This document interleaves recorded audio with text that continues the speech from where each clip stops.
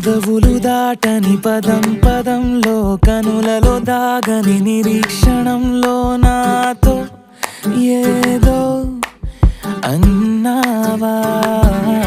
తెగి తెగి పలికే స్వరం స్వరంలో తెలుపక తెలిపే అయోమయంలో నాలో